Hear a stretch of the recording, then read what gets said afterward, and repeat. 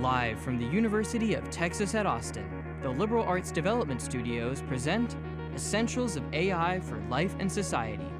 And now, here are your professors, Joydeep Biswas, Don Fissell, and Peter Stone. Hi, welcome everybody to the last class session of the semester.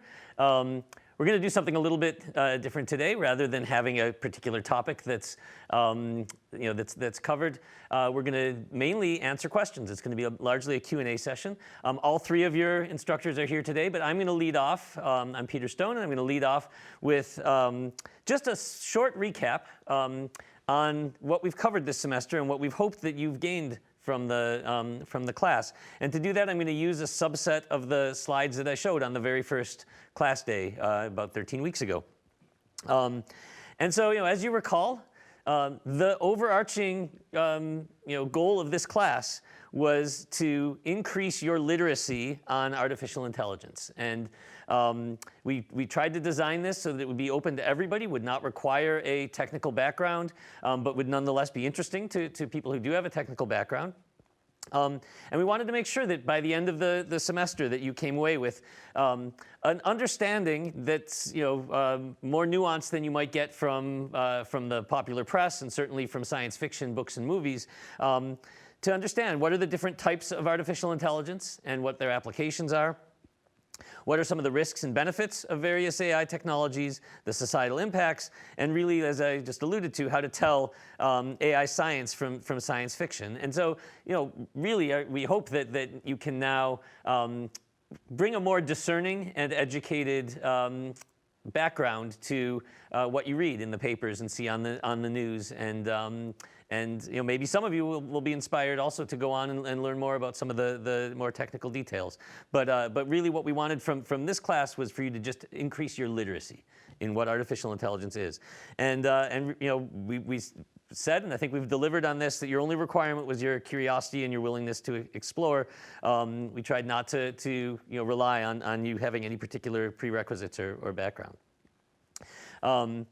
Just as a reminder, I know this is in small font, but this is just what the schedule was. And from the highest level perspective, we tried to devote the first 2/3 of the class, the first roughly 8 or 9 weeks, to that first bullet on the previous slide, to introducing you to the various types of artificial intelligence and their applications.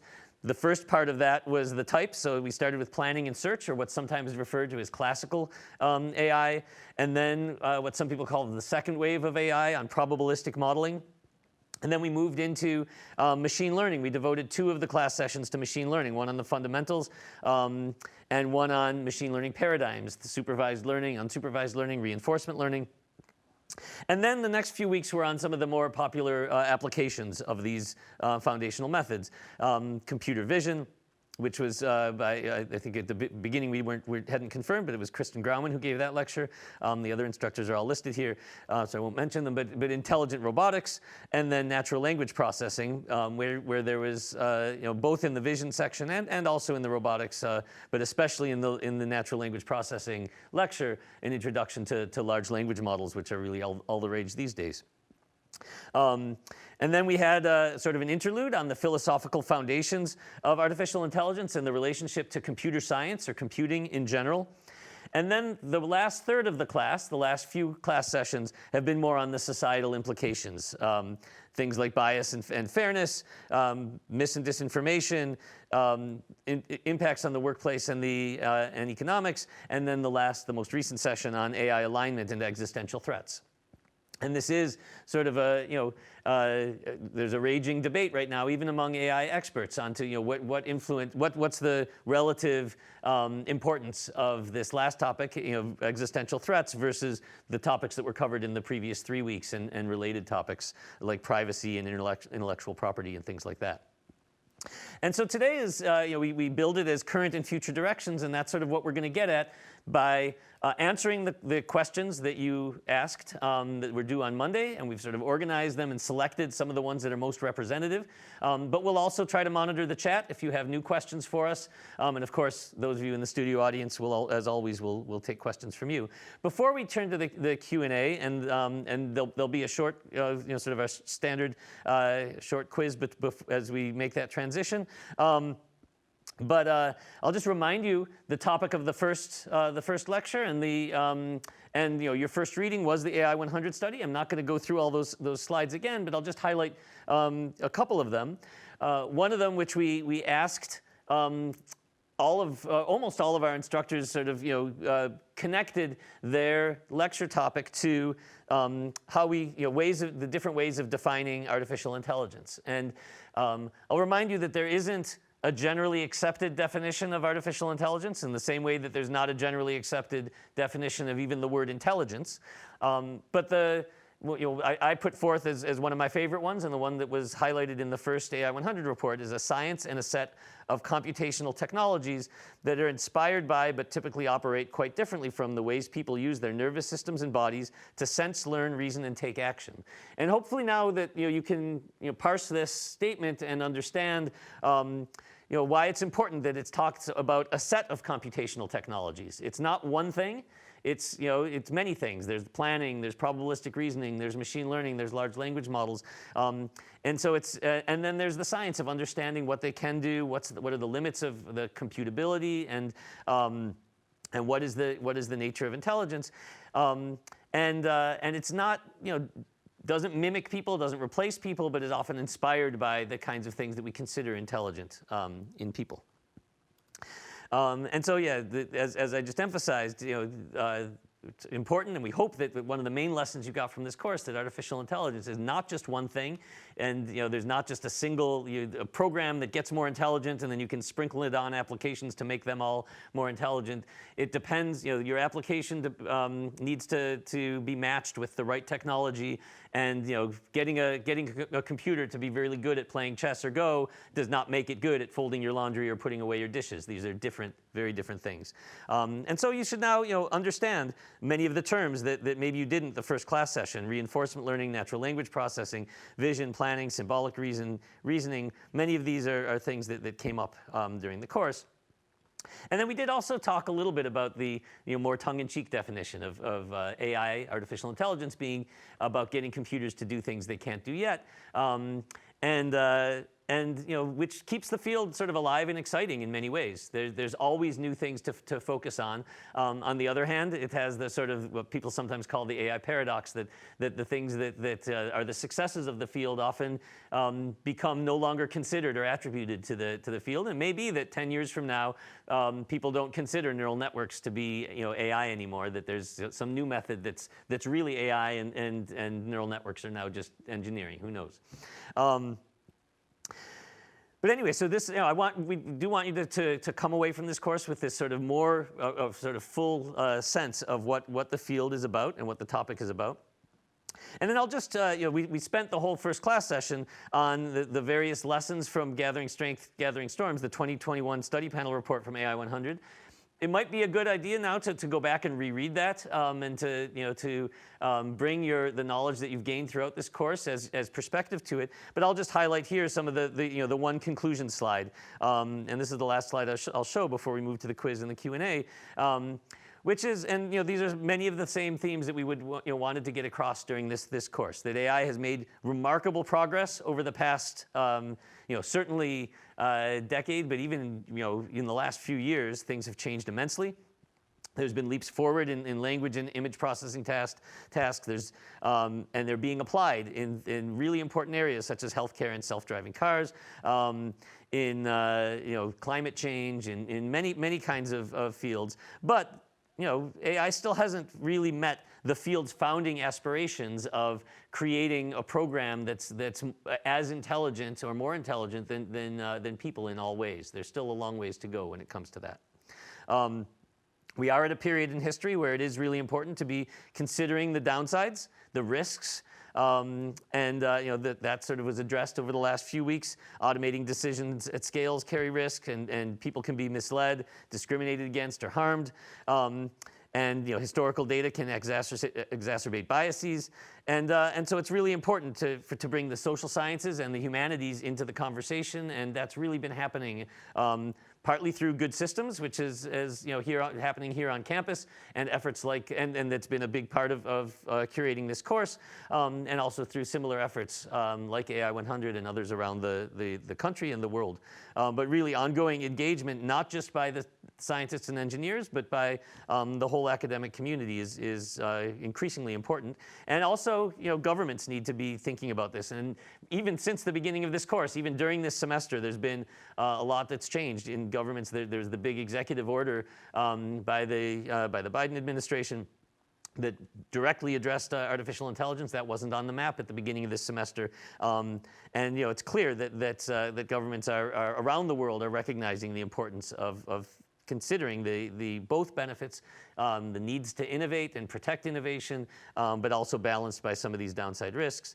And then the conclusion also was that the research community needs to learn to share findings, avoid the hype, and discuss dangers and benefits. That again is part of this. The goal of this course is to make you be able to help you understand what's hype and what's reality when it comes to AI, and to make the goal to empower and not devalue people. So hopefully that gets us into the to the mindset to be able to have the discussion that's going to take up most of today's class session. But we're now going to move briefly to a one-question quiz, and it's a question that you've seen before. It was a question that we asked the first day of class. There's no wrong answer in this one, so we're just going to give 1 minute for this before we move to the Q&A. It's mainly just for you to register your attendance. But also for us to see if your opinion has changed on this. So as my colleague Jyoti pointed out when we talked about this, there's no wrong answer to this question, but there's also no right answer. So please consider it, and then join us for the Q&A in a minute.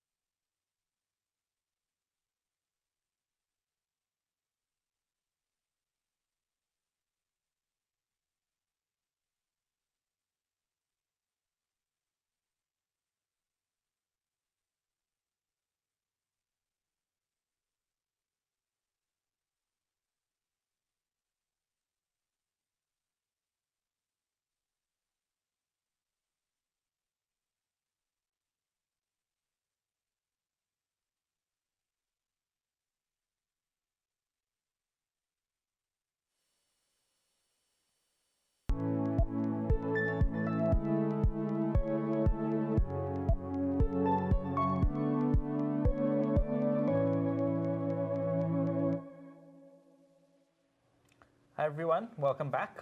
So we have all three of us here, and we have a wonderful set of questions which everybody's contributed to. So far, if you have questions, please do chime in using the chat functionality in the video window. But to kick us off, I was thinking, since we're most comfortable talking about research and education, I figured I would raise the question of how does AI, and in particular these large language models, affect education? How will the education system continue to adapt? So let me pose that to both of you, and we'll take it from there. So I can jump in first. I think there's been a lot of talk about and a lot of hand-wringing about whether this will harm education, that people will stop learning what they need to learn because of the existence of models like ChatGPT. But I actually view it quite differently. I view it very analogous, and this is not my own analogy, it's been often used, but very analogous to how calculators are used in mathematics education. That a third grade teacher teaches their students how to do arithmetic without a calculator, and then also teaches students how to use a calculator and when to use a calculator and what it's good for. And I think the same is going to be incumbent on all of us. And like it or not, not just college students, but also third grade students and fifth grade students and element and high school students are going to be familiarizing themselves and using these tools. And I think all instructors need to take it upon themselves to be literate with them and to know what they can do, and then be explicit with their students about here's an assignment where you should be doing the writing by yourself. Here's an assignment that you should start by generating a prompt that the model will do, and then you revise from there. In the online class that I'm teaching right now, we've embraced that students, especially students for whom English is not their first language, that they use these tools to make some of their responses more fluent if they would like to. But we require that they first show what the text that they wrote as input to the model. So that we can trace, what was generated by them, how was it, altered by the system. So, I guess in a nutshell, I think it's a new topic. We need to make sure that students in education know how to use AI tools, and it's not as simple as a calculator. They need to also be literate in knowing, when are they making things up, what can you trust them for, what are they good for, and to take responsibility for anything that they turn in, as they go. So that's my answer. Well, let me just add a couple of things to that. I agree with all the things that you just said. I would like to point out that the internet had an impact on education a lot like this too. And the question could be, how in the world are we going to be able to educate students when they can look up anything they want online, right? And we've managed to do that pretty effectively. And in some cases, it involves controlling how much of that we're allowed to use when we're assessing them and having them exercise their skills. But it also means learning how to use that effectively. So I think I don't think we should think of this as something that we haven't dealt with before. And calculators is one example, and the internet is another example. I also think it's going to affect what we want to teach. So the content's going to change in some cases. The one that interests me the most is how is it going to affect our education of programmers. I don't think we're going to be teaching them the same things in their introductory programming courses going forward as we have been in the past, because I don't think that the activity we call coding is going to be what we focus as much on. And so we're going to change what it is we teach to make sure that we're teaching them how to use the tools they're going to have access to in the world. And there are going to be good and bad effects of that. I think in the case of programming, it's going to make us emphasize more fundamental skills like problem solving and debugging and creating a system architecture, and less about low-level details that, frankly, the AI is welcome to take care of for us. So I think we shouldn't overemphasize what a huge change this is. We've dealt with similar changes, and this one is going to be similar to those. Yeah, I generally agree with both of you. I think that these AI tools are not infallible, as you pointed out. I think however, they are still useful. But learning how to productively use them in what we want to do is not a trivial thing necessarily. Like learning how to use a calculator may be trivial, but the modern AI systems require a lot more hand-holding and like prodding and prompting to get to work well. And I always actually mention in my class, like any form of AI is a tool at the end of the day which you're using to perform a task. You as a user are ultimately solely responsible for that. Right? So just because a tool says something doesn't mean that you should trust that blindly. and humans will always be responsible. The end responsibility will lie with them in using these tools. So that's Yeah, I think on our colleague Rao Kambhampati from Arizona State has described large language models as cognitive prosthetics, and in some sense, that's perhaps the best way to think about them. Is they're augmenting, they're not replacing in this sense, and people need to learn how to use them effectively. Yeah, and this idea of cognitive prosthetics has happened before. Like we don't remember phone numbers anymore, right? We just express. In fact, we don't. There are so many things which we just type into a search box, which we normally would have remembered, right? So it's not unprecedented, but I think we have good ways to deal with this. But related to this, I think there's a follow-up question one can ask, which is that how will learning and training change, evolve in a universe where AI can solve a lot of problems the majority of the time? So how do things change in this universe? Yeah, and I think that's a very related answer as well. It's a related question, related answer. I think people, it's incumbent on people to identify where where the human role is going to be in the sort of augmented intelligence kind of world, and I think it is useful to think of again AI as a tool that augments people and can do some things but leaves other things that are still yet best for people to do, and so I think the kinds of training. I mean, it'll be useful to like we said, know how to use the tools, to know how to generate prompts, but also maybe to focus on the more creative aspects. And there's at least for now, there's still room for creatives, creators to maybe reduce the amount of mundane work they're doing and focus more of their energy into the sort of the fun aspects of getting into the flow. But I think there's always going to be this question of what jobs are sort of going away or becoming less important or de-emphasized, or what parts of jobs, maybe not entire jobs, what aspects of jobs, and what new ones are being created that we wouldn't have thought of before. And again, that's not new. That's all technology has created that kind of effect. And so I think this is just another step in that evolution.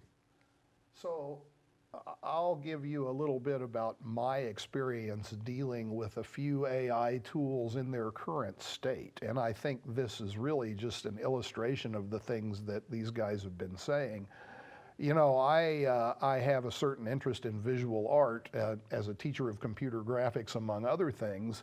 So I've been playing with some of the art generation tools for some time that, I thought put my retirement out of business because I was just going to retire and paint pictures, And I found out that hadn't happened at all. In fact, you can spend an awful lot of time with these tools failing to get them to produce the output that you want them to produce. And you learn a lot about how to prompt them, but you really never, it's more like photography than painting. You can produce thousands of things and then curate them, but you never got exactly what you wanted. But what you might get is a very good idea for the composition of what you actually want to do and a leg up in getting to the endpoint that you want to get to. And I've had the same experience with ChatGPT. I asked it, for example, to write me a draft of a wedding speech I had to give. And I asked it multiple times, and it gave me some of the worst boilerplate you'd ever seen in your life each time, even though I tried to get it to do better. But what it also did was gave me an outline of things I needed to remember to cover in there. And ultimately, what I ended up doing was every single word was mine. The notes were there. It was what not to say, but what to say things about. And so I think that a lot of humans don't like the sort of tedium. Writer's block is about looking at blank sheets of paper and not being able to start. All right, fine, have it generate some boilerplate, and then you can go edit it, and now it's much easier to get past that. These are great advances. They are going to enable people to concentrate, as these guys have said, on the creative part, and the part that is actually much more enjoyable and productive to be working on. And that's certainly been my experience so far. Yeah, I would echo that, and I think when you're talking about creativity, it's not just about the arts. It's true even of our programming, actually. So there's like lots of interesting apps that you'd like to build, but previously one might have been intimidated by this humongous library or this humongous API, which you don't have time to read the documents for. But guess what? You can explain what you're trying to do, and you can use these language models to assist you in like figuring out which parts of the API you need, what idiomatic expressions you do. I've definitely found this, when I've seen examples of people using this to the benefit, it's been remarkable how people have used this as an accelerator to overcome not having to deal with this low-level, cumbersome boilerplate, as Don was talking about. So, well, APIs, there are any number of absolutely horrible application programmer interfaces for things like drawing pictures on your screen, for example, where you have to memorize immense amounts of information and read thick manuals, and now you don't. Now you can concentrate on the logic of what has to happen and not worry about those details. That's liberating. yeah, it's fun times. Let's put it that way. So maybe we should move to the question that we should definitely not leave today without. You don't want to leave it to the end. Maybe on many people's minds, it's because most of these AI technologies are being deployed by profit-maximizing corporations right now.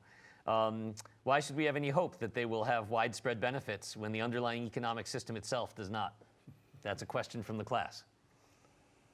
So I will say that, just to kick us off, to give one way to look at this problem is that while it is true, like the most powerful language models of today are generated by profit-maximizing corporations, I have hope that this will not be the scenario for long. In fact, many of these, I wouldn't say necessarily open source, but open weight models are quickly catching up, and we're seeing remarkable strides and advancements. But also, I would say a lot of the key technical insights are not necessarily from the profit-maximizing corporations. I think the idea, for example, of language models plus planning has been investigated by lots of researchers, including us. So I don't think it's actually necessarily true that profit-maximizing corporations have like a stronghold on this. So I have hope. Let's start with that. Yeah, although we should be, to be fair, we should be honest about this. I mean, more so than any time, in past history, a lot of the technical innovations are coming from, the Googles and the Microsofts and the, and the Facebooks and Meta and IBM it used to be that the ideas came from academia and got applied in industry, but in large part because many of the technologies and the models have been created in industry and have not been open to academics, or there hasn't been a way to have the same level of accessibility to them as in academia. Many of the groundbreaking papers and ideas have been coming from those companies, and I think it's we have to acknowledge that. I actually think this is something that we should be concerned about, and I think there is a movement to be able to to try to have publicly funded models that are not just that they're created by the companies and then open sourced, but there's actually public consortia that would decide what the architectures are going to be, and to train the models, and to create the weights, and also to think carefully about what the data they should be trained on. But that's expensive, right? And so the question is, it would require a massive cooperation. I don't think any single government has the resources to compete in that space right now. And certainly not any single research lab or university.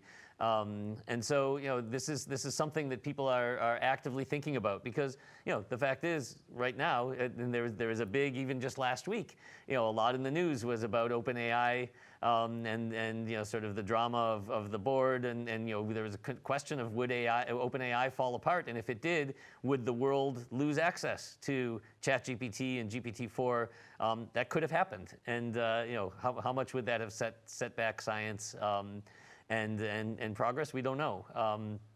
So I think it is important for us to try to move to a world where this, just like there are large consortia that to do high energy physics, like the particle accelerators, and this is a kind of technology where we may need consortia to create publicly funded models that are not in the hands of of a single corporation at least. Yeah, I think AI needs two moments. AI needs its physics and astronomy moment, which adopts the kind of doing large-scale physics that astronomers have adopted. But AI also needs its Linux moment, where we start banding together and building this large open source toolkits and chains which are competitive enough with like these the so-called profit maximizing corporations have. So I think once we have those two, we'll be much better off. And I do agree that it's worth making sure that we strive towards them. Yeah, and I mean, and also just again to provide some balance, most of the people working on these on these models in the profit maximizing corporations, their previous position was in a university, either as faculty or as a PhD student. It's many of our colleagues. They've come to it, come to the conferences, and many of them are, thinking carefully about, what are the risks and what are the benefits. And we don't actually know the details of what happened behind closed doors at OpenAI. But one of the stories, and one of the narratives is that it's a lot about that, about people being concerned that safety wasn't being taken into account sufficiently. And so I think it's also unfair to say that the corporations are not paying attention to the issues of safety and alignment and things like that.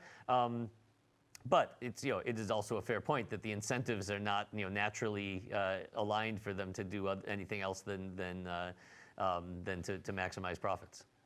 Yeah, I've often commented that I'm not sure exactly why we're so concerned about AI alignment when, in fact, if these things are being developed by large corporations, we know a priori exactly what their alignment will be. It will be that of the corporation. And that's they're profit-making companies.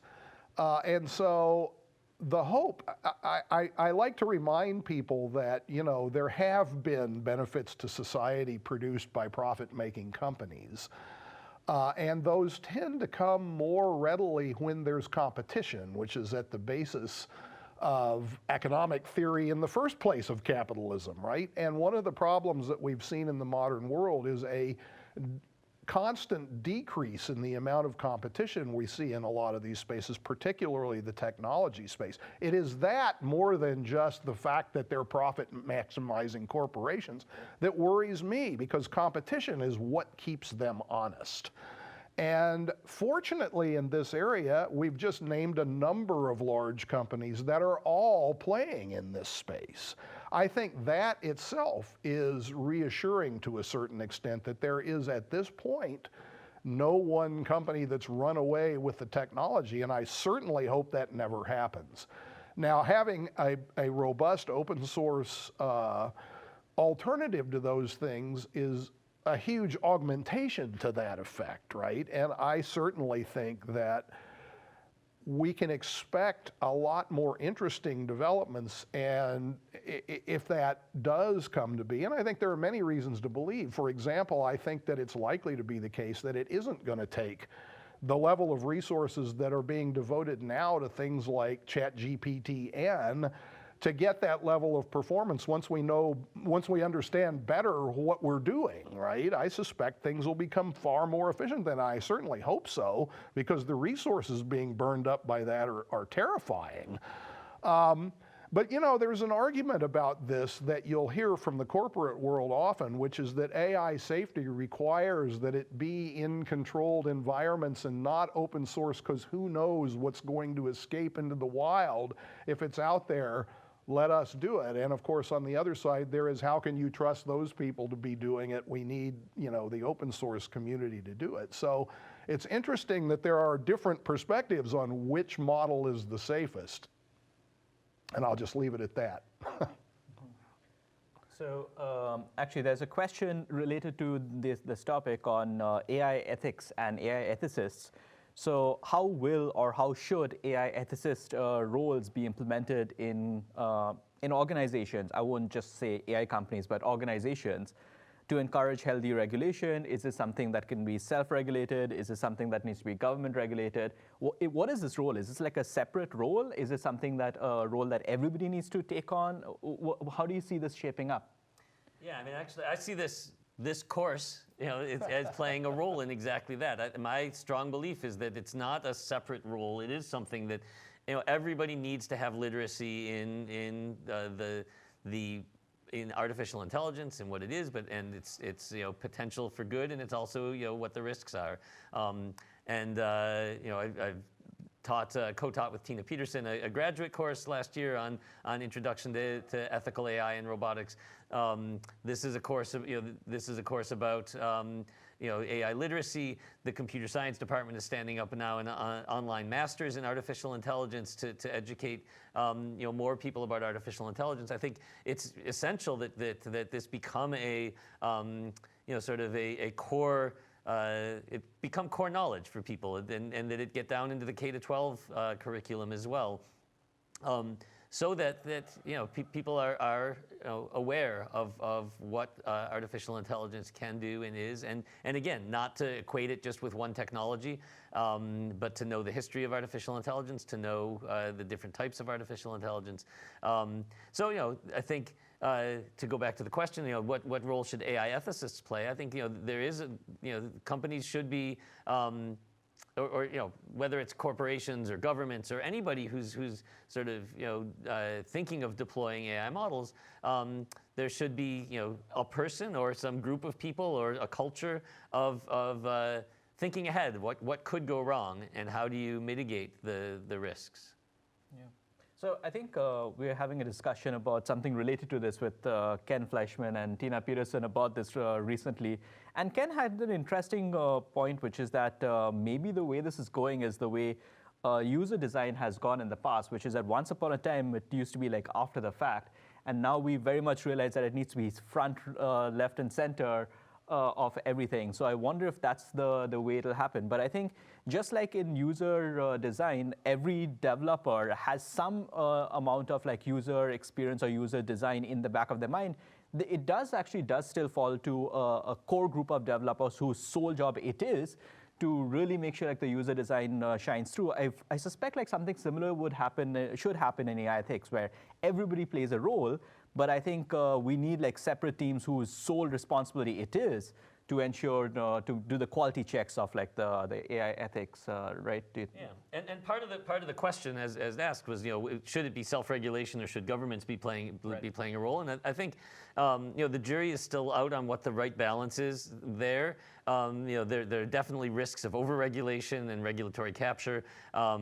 On the other hand, there's also a good argument that there needs to be some external oversight, and so how the best way to do that is still a sort of a global conversation. Europe is doing it differently than the United States, and certainly it's happening differently in other countries as well. One of the things, I do think that there is a role for government regulation at some point in the process, but in my opinion, probably not at the core basic research, AI models, sort of general purpose models level, but more at the point where they're incorporated into products, and that there should be regulations about how different types of artificial intelligence are used for healthcare versus for traffic and transportation, or self-driving cars, or these are once it's in a product, and it should be different agencies that have the expertise in those domains. I was very encouraged that the executive order did not, for instance, create a new AI regulatory body, which was part of the one thing that could have happened, but instead pushed out to the various existing organizations a mandate to study and learn how AI technologies will affect those different sectors. And the jury is still out on what many of the things in the executive order were instructing those agencies to come back in 90 days or 100 days or 270 days with a report. And so the jury is still out on where those will go, but I'm hopeful that there will be an appropriate balance between encouraging innovation and putting on appropriate guardrails from outside of the developers themselves, independent boards, and that they will be different from sector to sector and from application to application. Yeah, flexibility is good, and when it comes to regulation, and I agree that those are promising initial steps. Regulations are effective when they are codifying norms of the society that they apply to. If you just try to control things with rules and the society and the culture don't go along with that, the rules are not going to win. And so it is essential that that these guidelines be developed along with the people developing the technology, and that they in turn have internalized these norms and they're shared. It's also true that when the development of technologies takes place, I think the analogy with user interfaces was a great one. I had not heard it before.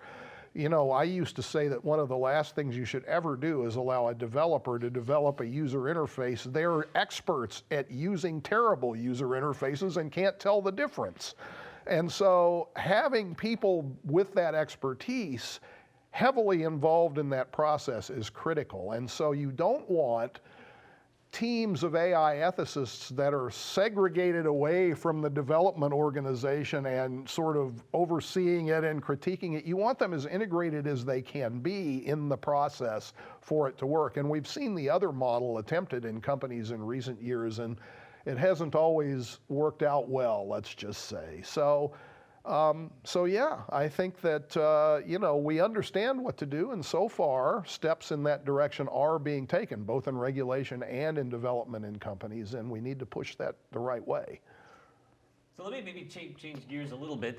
We'll come back to questions on our list here, but what the topic of this class session was promised to be future directions, and we're talking a little bit about future directions. But let me ask, especially you, Joydeep, as a sort of newly minted associate professor and a leader in the field of AI. What do you think of as the most exciting future directions for the field of artificial intelligence and for research in AI? I think I'm excited about, something alluding to the slide that you showed was what is AI. We've gone through several revolutions of the different technologies under AI growing through leaps and bounds. So we had a huge increase in our understanding of probabilistic reasoning, and we recently had a huge increase in our understanding of machine learning and language models. I am excited about the future where we integrate all of these different ideas and how they play to their strengths and each other. And this is actually driving the research that we do as well, with you as well, Peter, which is that we use language models to the best outcomes there. And they allow us to do things which we wouldn't have been able to do alone, but we're able to do even better and to much more promising effect if we don't just do everything only using language models. If we pair them with a calculator, or if we pair them with a planner, or if we pair them with probabilistic reasoning, that's the future that I'm really excited about, understanding how to play different tools to their strengths. But I also think that this, so I'm a roboticist, and I do want to harp on the fact that AI has got to do with embodiment. And a lot of the work with language models so far has unfortunately not been about embodiment. And I'm excited about the future where embodiment comes back into the mix, where we understand the world for the physicality of it. These are things which you can touch and move, and I think I don't think the state of the art is very good at understanding and reasoning about that, and I'm excited about seeing where that goes. What do you think? Yeah, no, I agree. When I'm asked this question, I often talk the two talking points. One, from my perspective, it's one coming from the bottom up, the foundations of how do we combine the various AI paradigms, the symbolic, the probabilistic, the neural network based, to get the sort of integrated systems that have the best of both worlds, or all worlds. And I think there's still a lot of interesting directions to go there. I'm still very excited about the particular areas of reinforcement learning as a machine learning paradigm and multi-agent systems. The sort of interaction of AI systems with other AI systems and with people, sort of human in the loop systems, which I think are very important. So those are sort of the fundamentals or the bottom up kinds of things. And then there's the more application driven kinds of things that inspire me, and embodiment is certainly one of them. I think of sort of the language models can sometimes be described as a brain in a vat, without the ability to as opposed to having a body and interacting with the world through perception and action. And then there's as alluded to earlier in this conversation, I'm really excited about how the AI can be brought to bear for creators, for creative, and to make people more more creative in their efforts and help people get into the flow of different activities, and to be able to sort of put aside the mundane aspects of creative pursuits. And so. Yeah, and I think there's many others that, as you and I together, from the embodiment perspective, I think we're both motivated in many ways by the idea of creating Rosie the robot, the household butler, or the robot that can help us do all of the things that we do in our homes so effortlessly, and are still very difficult for robots, both from the the perception and the planning perspective, but also from the manipulation and navigation perspective. So there's still a lot to do in the field. It's certainly not a solved problem. I think there's a lot of excitement to come in future AI research in years to come. Okay, well, I can't help but ask a follow-up question. How far are we from AGI? So. Yeah, I mean, one thing we learned in the field of AI long ago was, don't put predictions on, with years that are before when you're likely to retire. So, I've been, and Joydeep, both of us have been involved in the robot soccer community, where we all usually say by the year 2050 we'll have a team of humanoid robots that can beat the World Cup champion on a real soccer field. And at least for me, that's a safe time frame. Maybe not for Joydeep, famously, the people who at the Dartmouth conference where the term AI was coined, I think this came up in one of the earlier class sessions. They thought computer vision would be a summer project, to just perceive as well as people. I think at the same time, people there thought that computer chess would be solved in a matter of 10 years, when it took more like 50 years. So it's really hard to make predictions with time periods on them, and I try to stay away from that in general. I also want to react to this term AGI has been used. It stands for artificial general intelligence, but to me that's sort of it's sort of a meaningless term in many ways, because really it's about AI. The founding principles of artificial intelligence are to create an entity that is intelligent in the way that people are, in all ways that people are, or at least motivated by the way people are. And so, I think but to say that AGI is different from AI sort of paints the field of AI into a corner that I don't think is correct. But you could ask the question: how long are we from meeting the founding goals of the field? And I don't know. I don't think it's around the corner. I think there's still some fundamental breakthroughs that are needed. I don't think that just scaling up the current methodologies, more compute and more data, are going to solve the problems of really true understanding and knowing what causality and having rich world models and things like that. I think there's still some real fundamental pieces of the puzzle that we're missing when it comes to understanding how intelligence works, and there's still many dimensions in which the human brain is just light years ahead of what we can do with artificial intelligence. I mean, I would say that one of the problems with answering this question is that we don't understand the question itself very well, because what is intelligence? What do we mean by when we say artificial intelligence, what is the intelligence part that we're talking about in the first place? I mean, depending on where you set the goalpost, you could get an answer which is that varying the spectrum of we have already done it to we will never be able to do it. And one way in which you could argue that we've already done it is that, well, if you were to say intelligence is, I don't know, maybe like a very simple creature, an amoeba or an ant or something, surely I think we can replicate a lot of those functionalities.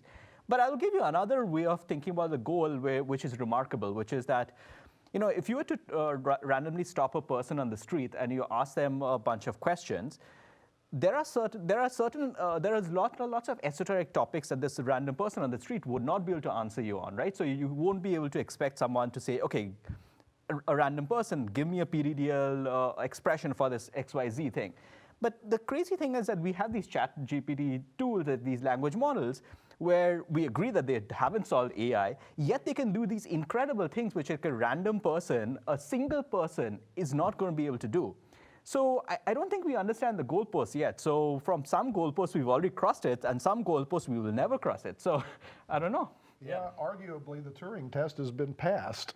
Well, I would disagree with that, but that is arguably. Some people make that claim. The other thing I would say is I think that the reason why people say AGI and not AI now is because they were trying to clarify what they meant originally, and it's not these point solutions like a chess playing program. I think that's the whole reason for that term to exist. Agreed.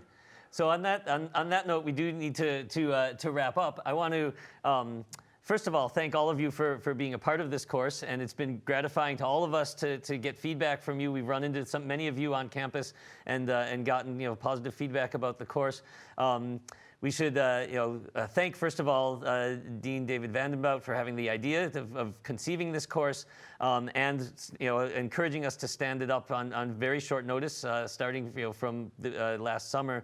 We've had great support from the TA, from Zifan, from the course staff. There's been many people who played a role, but especially Andrea and Kristen and KP and Leah. And I hope I'm not forgetting people, but it's been, I think, an important thing that we've done here. We do plan to try to continue this, possibly, either another iteration like this one, or possibly even a 3-credit-hour course that would be expanded and go in a little bit more depth. But of course, all of you know that the lectures are available on Canvas through Lectures Online. You can go back, and we'd still, all of us would love to hear from you. Please do the course survey, the course evaluation survey. We'll take that seriously as we consider future iterations of that. And thanks to you for your attention and for sticking with us throughout the semester. Yep. Thank you for joining us.